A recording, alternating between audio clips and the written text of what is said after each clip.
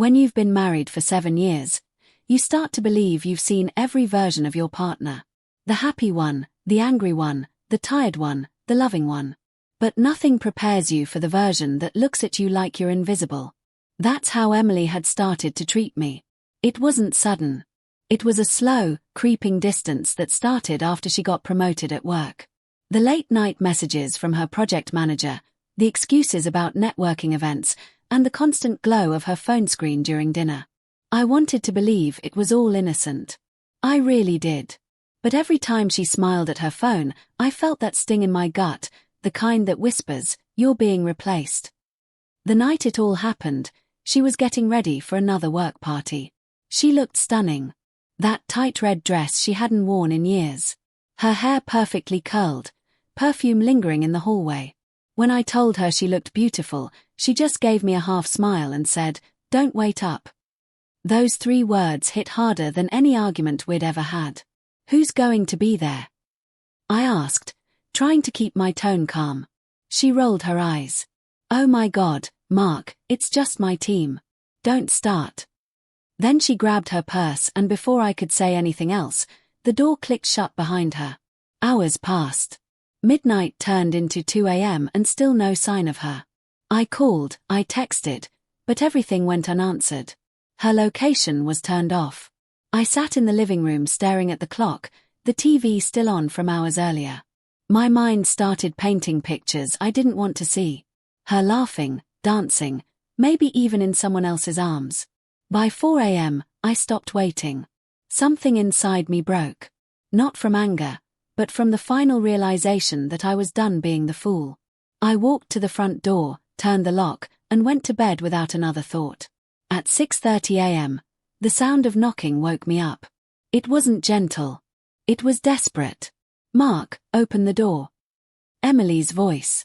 I stayed still, watching the light slip through the curtains. She banged harder.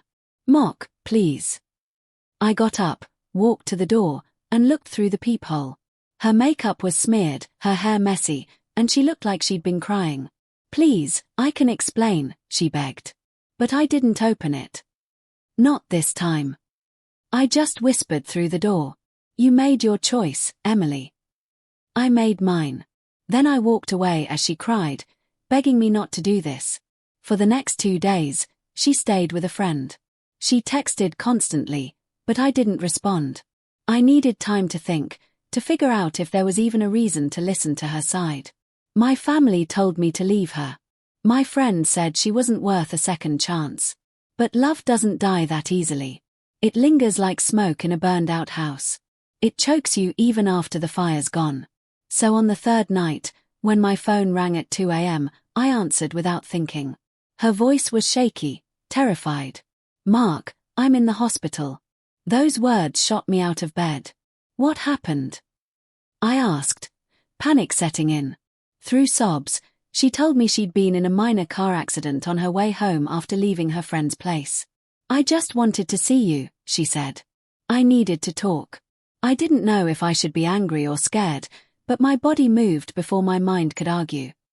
When I got to the hospital, she was sitting on the bed, a small cut on her forehead, her eyes swollen from crying. The sight of her broke something in me. I wanted to hate her, but seeing her like that, fragile, scared, I couldn't. She grabbed my hand the moment I sat beside her. "Mark, I messed up," she said. "That night, I did go out with him, but nothing happened. I swear it didn't. I wanted to feel noticed again." Her voice cracked as she spoke. "You've been distant. We've both changed. I just wanted to feel alive." I looked at her, my chest heavy with a mix of anger and pity. "And this is how you do it? By destroying everything we built?" I asked. She nodded, tears falling. "I don't expect forgiveness. I just didn't want you to stop caring."